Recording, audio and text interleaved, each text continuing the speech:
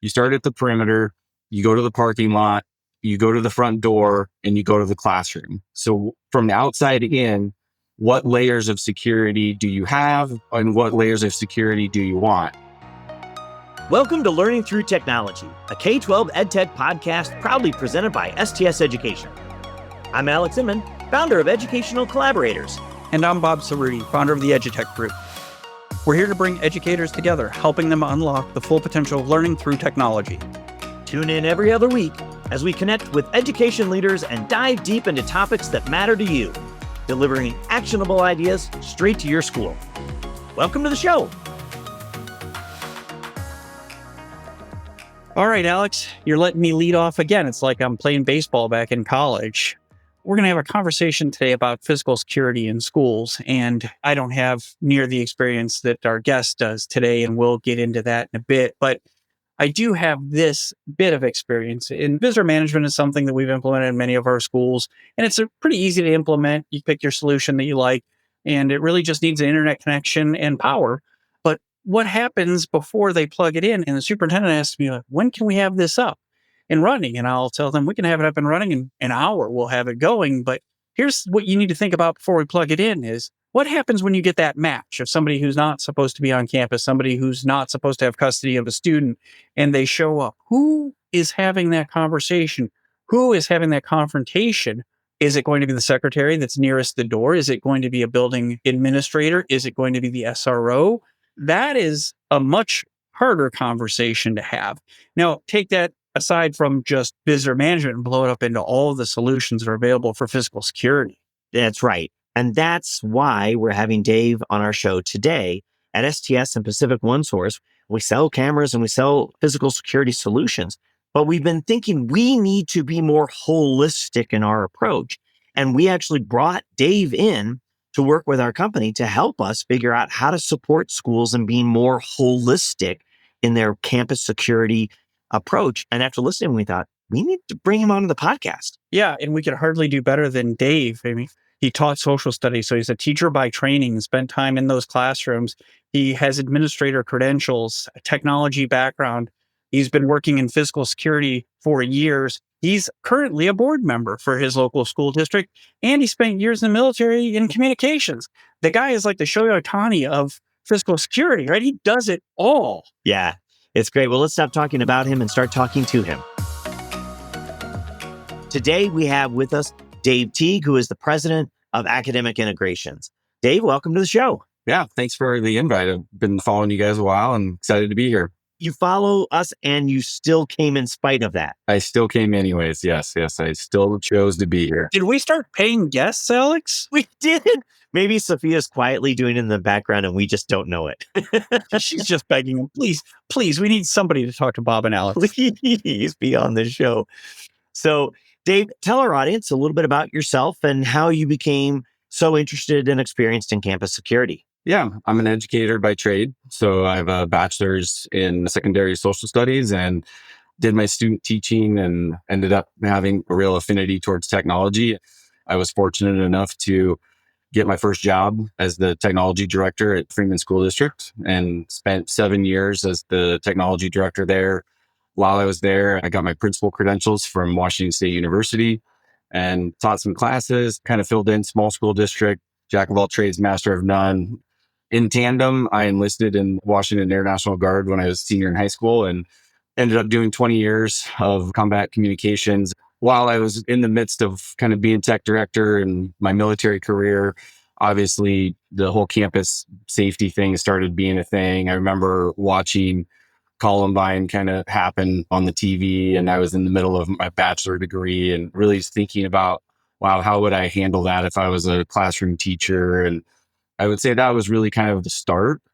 And then after I left my tech director role, I became a project manager for an IT solutions integration company up here in the Northwest. Dave, that's good. Thank you for that background. But there's a little bit more to your story than this. I know you've had some firsthand experience with some of the needs for school safety. Do you want to share maybe just a little bit about that? Yeah, back in 2017. So the school district that I graduated from, school district that I worked as the technology director, and school district that I'm now on the school board, I wasn't back in 2017. we had an active shooter at the school, and my daughter was down in the middle school. We're a small campus.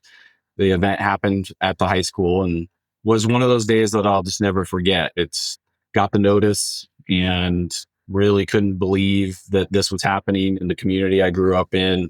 And my brother-in-law is actually the current technology director at the school. So aside from my child, I have family there.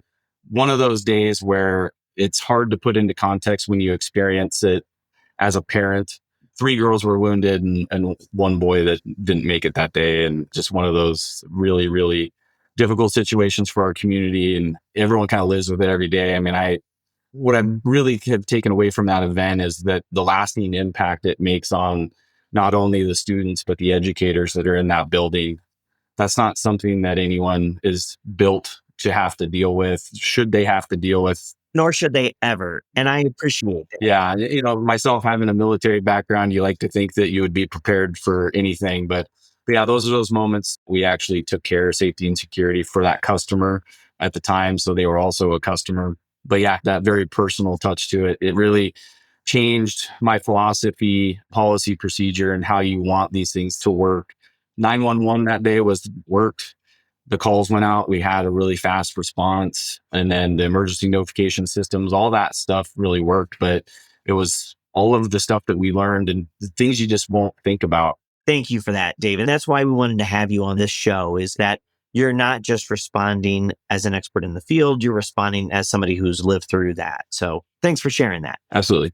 So, Dave, people think they buy cameras and they've solved the problem. We have campus security. So 15 years ago, as a tech director, I started installing cameras, first big camera project at our campuses. And our school board thought, we've taken care of security campus. But cameras are reactive. They don't stop problems. They're how you identify what happened after. They're an investigative solution, not a preventative. So tell us, how do you shift? You've been an educator, you've worked in private industry. How do you shift those thoughts to these are the things you can do to prevent incidents? Yeah, I think the term prevent is difficult because when we look at what's happening across the country in schools, we've got a mental health crisis. We've got kids that are struggling. We've got a lot of different variables that are happening.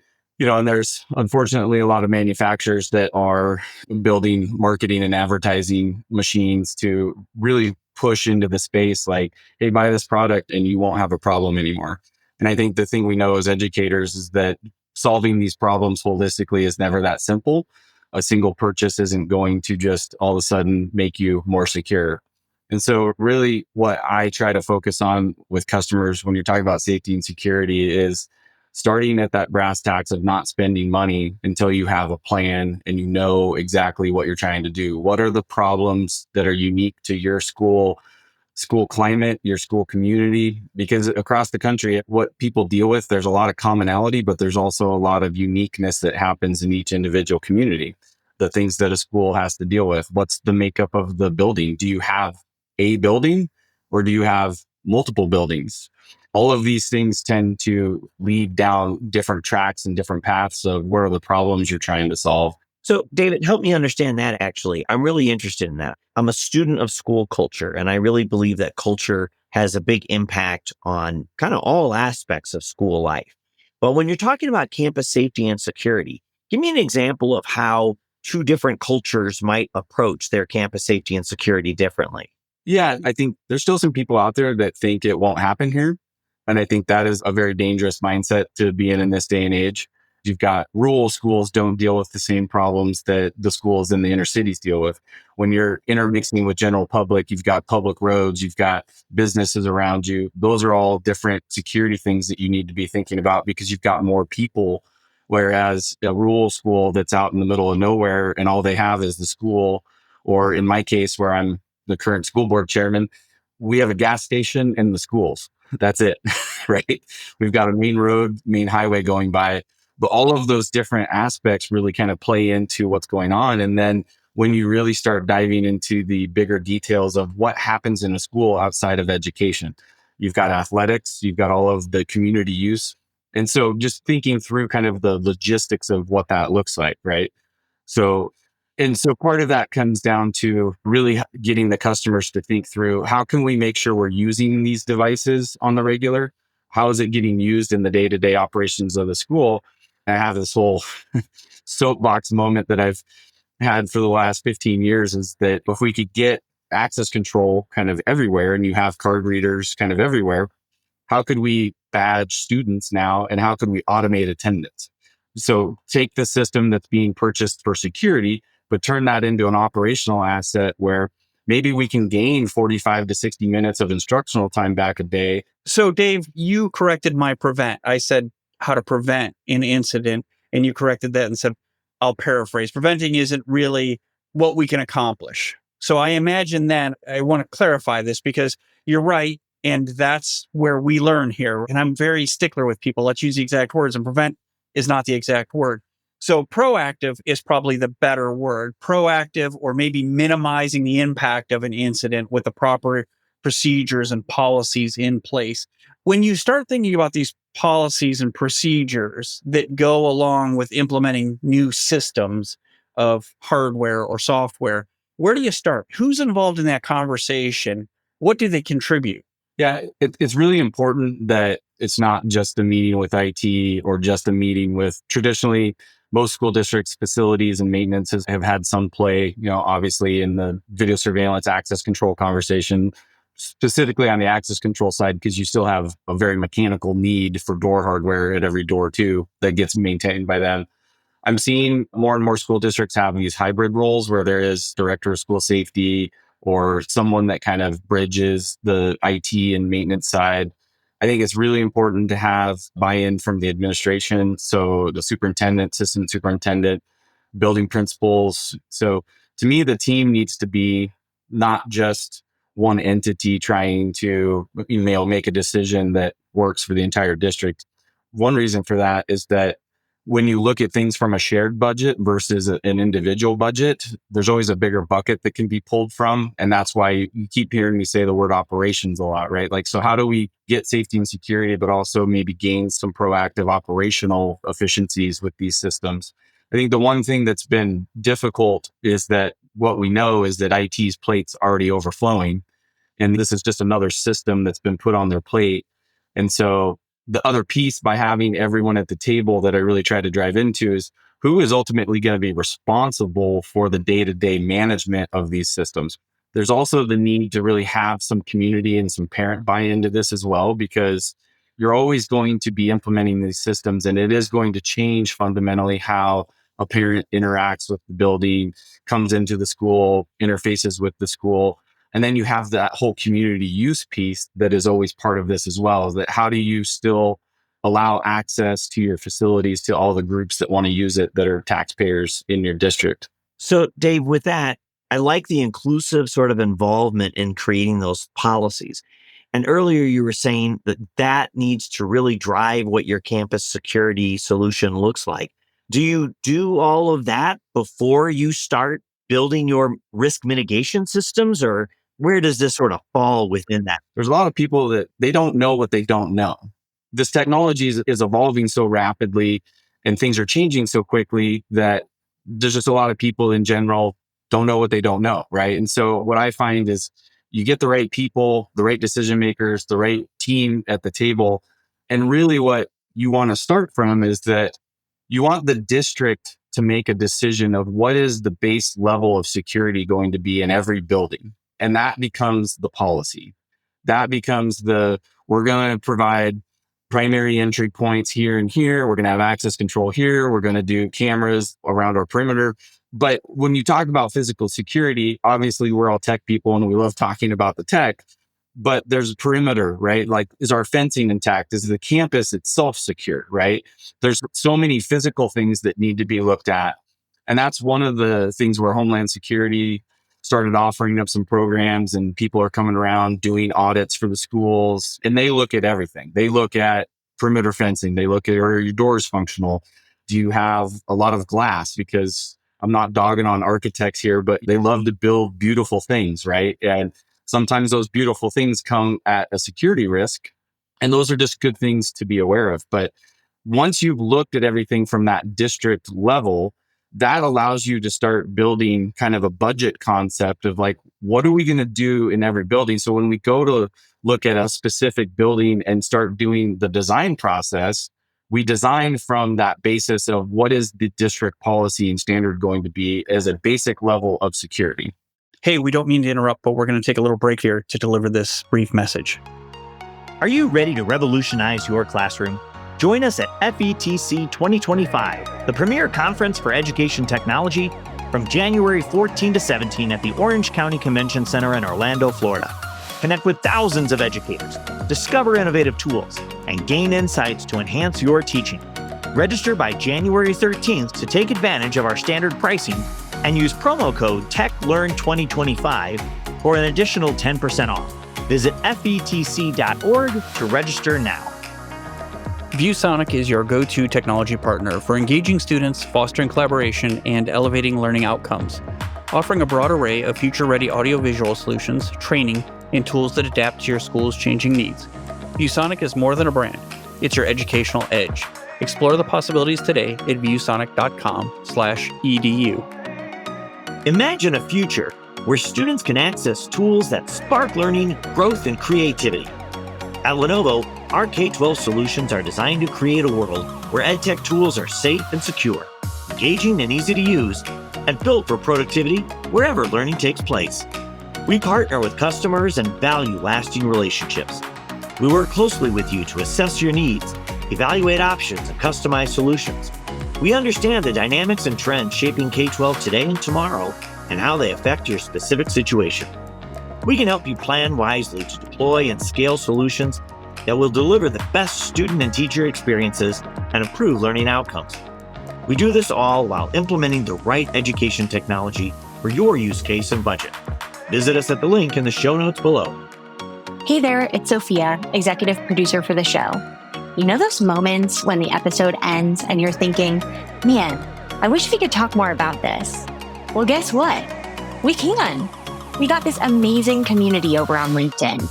It's where we share all the good stuff, sneak peeks, cool resources, and quick activities to try out in your school. So here's what I want you to do. Grab your phone, head to LinkedIn, and search for our Learning Through Technology podcast page. Hit that follow button, and boom, you're in. Can't wait to see you there.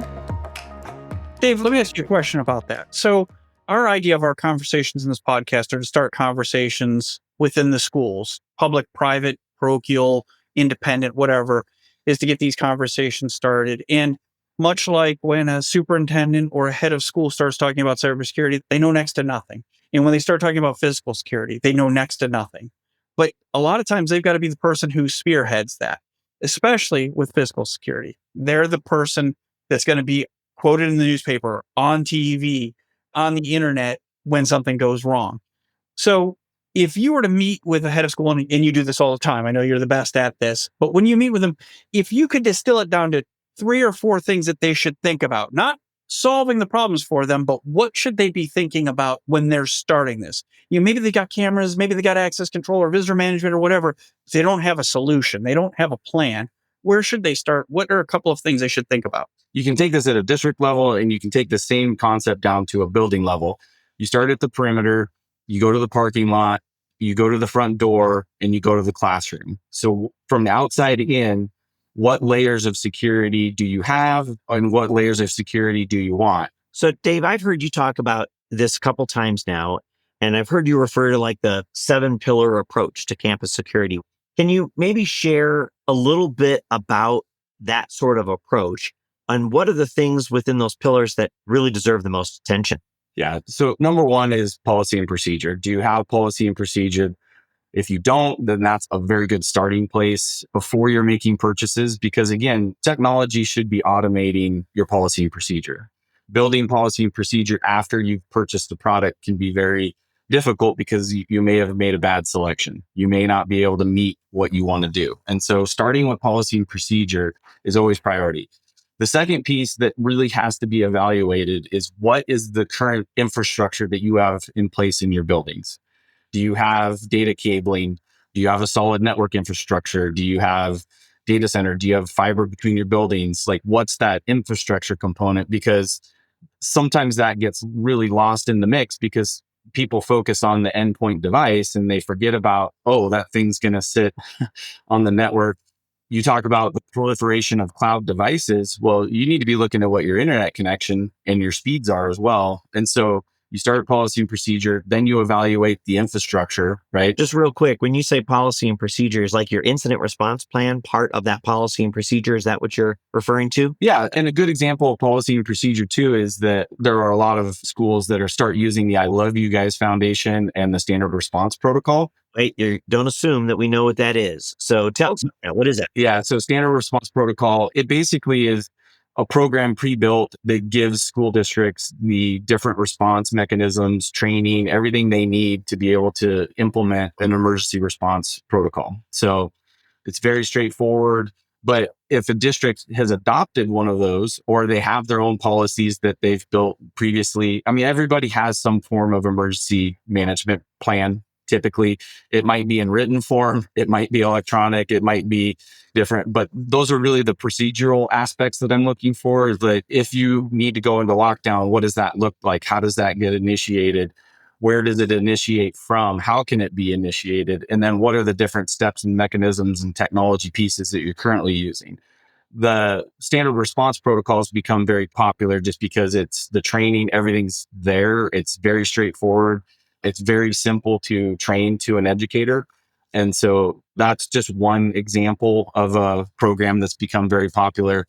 It stemmed from some of the shootings that have happened across the country. It's a motivated group of parents. So big fan of that. But outside policy procedure and outside of infrastructure, that's like once you kind of have a great understanding of those two things, then everything else becomes part of the life cycle of a security system. Are you going to implement cameras? You guys have heard me say this before, but when you talk about a video surveillance system in K-12, you're really talking about a student discipline management system. You're not talking about a traditional camera system. The bulk of the use of a video surveillance system in K-12 is going to be used for figuring out what has happened in the day-to-day operations of school. I think with all of the advanced analytics that are available now, that proactive approach is just getting better and better because now we can do things off person detection, vehicle detection. We can do license plate recognition. So just all of those things that can help an SRO or someone have a bit of data proactively that, you know what, I might want to go see, why is this car out here? The rest of it, you've got access control, you've got intrusion, you've got all these systems, and then you've got the whole life cycle management of all of these pieces, right? And that life cycle involves the infrastructure as well. One of the things I think we've all seen in IT is that PoE needs have just grown. Everything used to be a standard 15.4 watt PoE port, and people had PoE for days. Then it went PoE plus. PoE is power over Ethernet. And that is like, you don't have to have a power plug for the device that's plugged in. Yeah. Well, and the infrastructure conversation has been interesting over the years too. So a lot of people focus on speeds and feeds. How fast is my network switch? How fast is my port? And what we've started to see is that a network switch that's providing power over Ethernet, you can connect all these devices up and it's got enough throughput, but there's so many packets of data happening that sometimes you don't even have enough processing power on the switch on the backplane to process how many packets of data these devices are generating now. If I've been sitting on my network infrastructure for the last 6 years and I'm doing a new deployment of safety and security devices, I may need to be looking at refreshing my network infrastructure as step one, just to support what we want to do on the safety and security side. Dave, I want to talk gigawatts now. Yeah, that's for Alex to tell me where the gigawatts comes from. Oh, I know that one. 1.21 gigawatts. Right. So, Dave, you've rightly termed this investment. These are investments. We hope to pay a little relative to the large cost.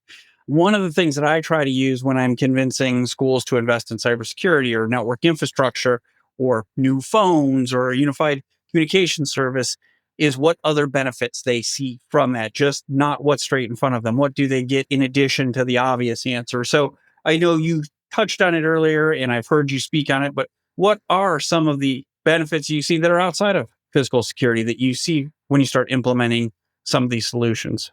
Yeah. So I think first and foremost, you heard me talk about the managing student discipline, right? Now you've kind of fast forward into people can have access to their video on a mobile device and you can set up proactive alerts. I think one of the real benefits of proactive alerts that have come out in the last couple of years is with the vaping issue that's happening in schools and environmental detectors, being able to integrate, you can't put a camera in a bathroom, but you can put an environmental sensor in a bathroom, integrate that with the camera outside that's in the hallway. And now when you have a vape event happened, very effective for assistant principal, SRO. They get a push notification on their phone. They see who was in the bathroom, who's walking out, and they can go respond to those things in real time. When you look at these systems, not just being a standalone camera system, standalone access control, standalone intrusion, standalone bell control, paging, emergency notification, the opportunity to integrate all these things together allows for a lot of different proactive things to happen. For instance, being able to take a door sensor. So if there's a door during the school day that shouldn't be opened for any reason, being able to have that sensor integrate with the camera system and integrate with emergency notifications. I think the other big piece when you talk about all of the integrations is you're not fixed anymore to a singular location that can initiate the lockdown. So with all of the integration capability, I think one of the most important pieces of safety and security is your phone system. Being able to call 911, being able to get messaging out, the integration with your phone system to your emergency notification system. How quickly can you get information to people in real time so that they know what's going on, they can secure themselves, they can respond appropriately. And the data around all of that is very clear. The sooner you can initiate, communicate, and let people know what's going on, the better off you're going to be in those bad day situations. But with all of those being network-based solutions now, whether I initiate the lockdown from a physical button, a mobile app, my telephone, a wearable, there's all of these different options. Regardless of what the input is, you can output to all these systems and the output becomes the same. I'm initiating a lockdown, secure in place, whatever it may be, from multiple points now, right? And I think there's been a lot of movement on this, is that a lot of those systems used to be tucked back in the corner and someone had to have access to them. You guys have been doing this long enough. There was a huge proliferation of these dashboard systems and this thought process of that something bad's happening on campus and boy, you're going to log into your dashboard and watch anybody that's been through a bad day scenario knows that people are focusing on securing themselves and the kids and the staff and students.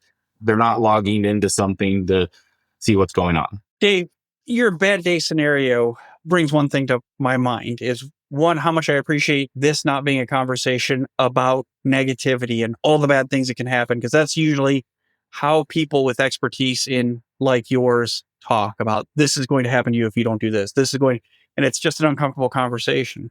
I like your, we have solutions. This is how we can help protect, how we can improve how we feel about our school and the trust that we have in sending our kids to schools. So it's funny, we go through all of this and the time just flies. Alex and I talk about this all the time. It's like, oh my God, we've been at this for a while. And then people get tired of hearing us, Alex and I don't blame them, honestly. So that brings us to my favorite part here, because I'm very good at this and Alex is very bad at this, but it's kind of like an annuity, Alex. It pays off every time for me. So I've got a question for you that has nothing to do with security, and we're going to find out if you've been listening, like you said you have been. We ask everybody who their favorite teacher is and why, or what the impact they had on them. That's a tough one, and I have watched and I have seen that, and it's made me think. And I had a unique K-12 experience. So I grew up on the Coeur d'Alene Indian Reservation, went to school down in Worley, Idaho. So very, very, very small school. And my sister actually ended up being in the last graduating class from that building. And then we consolidated with the school down the road. So two biggest rivals consolidated, created a new high school, had a pretty rough. So I made it through Worley through 8th grade. And then my freshman and sophomore year was down at the new consolidated school. And I got on the bus at the end of my sophomore year and said, you know what? I'm not coming back here. And so where I grew up was right on the state line. And I was able to actually transfer to Freeman School District, just south of Spokane. I actually finished my last 2 years there. And what I would say in terms of a teacher that made an impact on me, one of the 6th grade teachers, again, in a small school, the luxury is you get to interface with a bunch of teachers that you may not have directly. Brand new 6th grade teacher. On the weekends, he actually worked at a sports card trading place in Spokane. He ended up coaching basketball, girls basketball. My sister played for him. just was a really fantastic stand-up guy, played short stint of NFL football. He'd come out with all of us older kids and play football with us at recess. And so I made a connection with him, not him as my teacher, but just he was a teacher in the building. When I transferred to Freeman, he had moved to Freeman as a teacher and was actually one of the football coaches. And I played football and he was my offensive line coach. And what was really cool is that when I came back to Freeman as the technology director, I got to be a peer with him. And he was one of my top technology implementers in the classroom, right? And so I just have a huge affinity for this guy because he could just always kind of had me under his wing, was always a great mentor, and then was just a fantastic peer.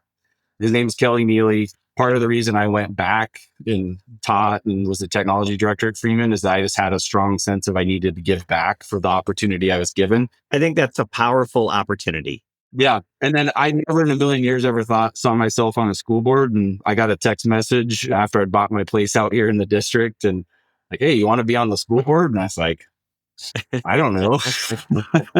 But it's been really rewarding as an educator being able to be back in that, and being on a school board has really kept me much more informed of the day-to-day of what schools are really going through. That's awesome, Dave. Well, thank you so much for taking the time, sharing your experience, your wisdom. This was really valuable for, I think, Bob and me and also our listeners. So thanks so much for joining us. I really appreciate the opportunity and appreciate your guys' friendship.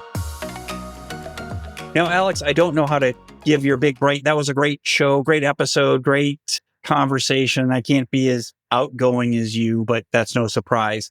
But what I can say is, wow, what a lot of information and a lot of good information there. I think for us to think the way Dave does about securing our campuses and our students is starting with what are our problems, who should be involved in resolving those problems or vulnerable areas, and then what the technology that you currently have can support and what that investment looks like if you start implementing or when you start implementing these systems. And then finally, the responses that come with that. What do you do when those systems do what they're supposed to do? What do the people do? And I think that's the big idea, the big picture in pulling this all together in how we can do better for our students. Yeah.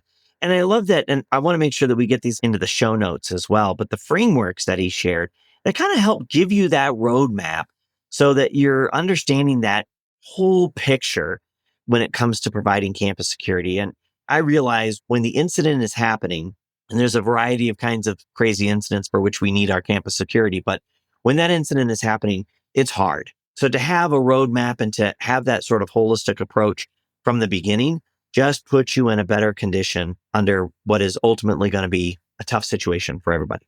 So it was great that we had him. This was what I was hoping we could bring folks as we had a chance to listen to him before. So this was another good one. Thanks, Bob.